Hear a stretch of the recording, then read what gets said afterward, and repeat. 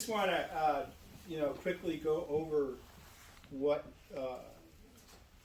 my goals and objectives are for my year as Grand Master. I'm happy that a lot of you guys are wearing the pins.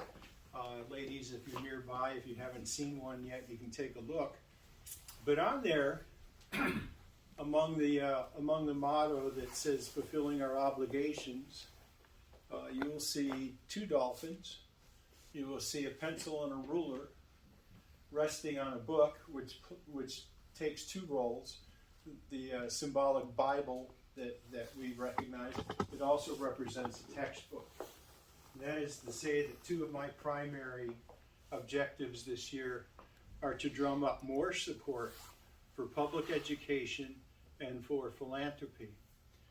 Well, the public education part is easy. That's why there's a pencil and a ruler, right? That's an easy symbol on top of a book to represent education.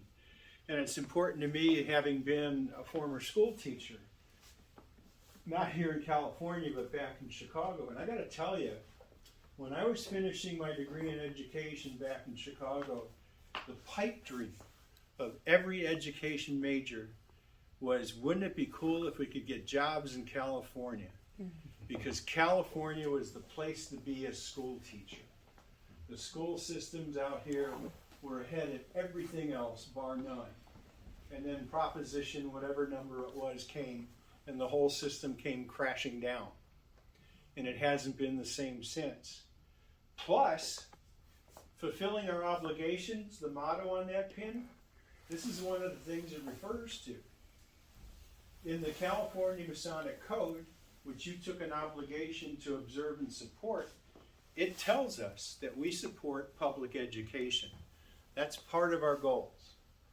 And so it's important that, donations are made to the California Masonic Foundation, which feeds it out with programs like Raising a Reader, Investment in Success, and there's a new one now that I'm really proud to announce called the Working Tools Scholarship. What is that? That's the program to get scholarships to high school graduates who want to go into the trades, because the trades are so incredibly important to our infrastructure, right? I have a PhD. So what? My father never finished high school, and he was one of the most educated people I've ever known in my life. He worked hard, and he had a trade, and he was good at it. There should be pride in our tradespeople. Being in a trade, being a carpenter or a plumber, even though your blue jeans may be hanging down a little bit too far, there should be pride in that, and there should be respect from the rest of us. Because these people have been trained and they're skilled. They're not stupid. They didn't go into a trade because they were dumb. They went into a trade because they found something that they had a passion for, and getting a college degree just wasn't important to them. So that's the push behind the Working Tools Scholarship and the rest of the things that the California Masonic Foundation pushes. So contributions from lodges, contributions from individuals, every little bit helps. I always tell people, I don't care if you give 50 cents, $5, $10, give something, because it goes to good use. Philanthropy, again, through our California Masonic Foundations. Dolphins are among the most altruistic creatures in the world. They run in groups and they support each other. Nobody gets left behind. When you think of the environment that they live in, miles of water that are a number of feet deep, and there's nasty things that may come charging after you, although dolphins are pretty good at defending themselves. But what's important is the way they support each other. You may not know this. When a dolphin becomes a new mother, she's kind of hungry, and she needs to go out and find something to eat, and she can't typically drag the calf with her. And yeah, that's what they're called. They're called calves, right? Well, guess what happens? The calf has at least one, maybe two or three animals that we call aunties. The aunties babysit the calf while mom goes out and gets some food. That's just an example of what their social organization is like. And that's why the two dolphins are there, to represent that and represent the fact that I was a dolphin trainer for a long time. And boy, can I tell you a story.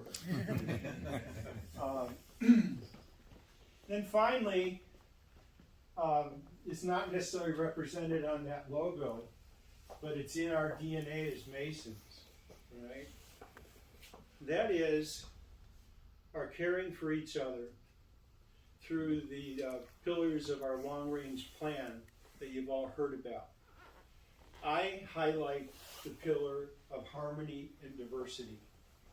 Because of the way I grew up, because of the way my father taught me, I learned early in life to accept people that looked different than I did, to accept people that talked weird like I didn't, to accept people that went to different churches and synagogues that I don't go to, and to get along with everybody. And my father was the shining example.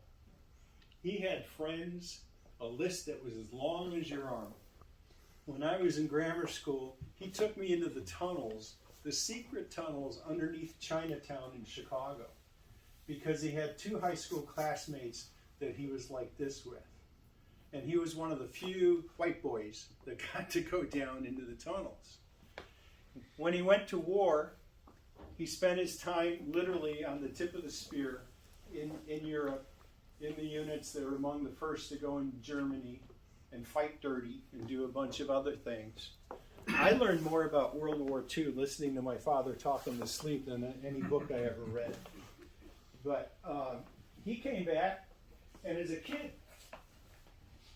friends of his that he had gone to war with would show up and visit just out of the blue. And they would bring gifts for me, which I thought was great. That was a great deal. That was cool. So he had friends for the one I admired the most, and I'd met him a couple times as a kid, was a rabbi.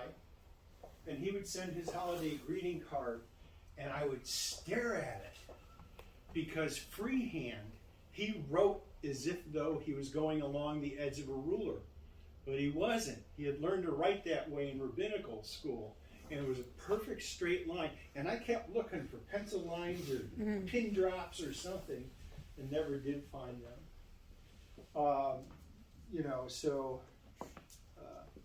Yeah, Dad had a lot of great friends with a lot of backgrounds and different ethnicities, and he turned no one away. So that's the model I have to work with, and that's what I'm promoting. What I'm promoting is that lodges take a look at themselves and ask themselves a question.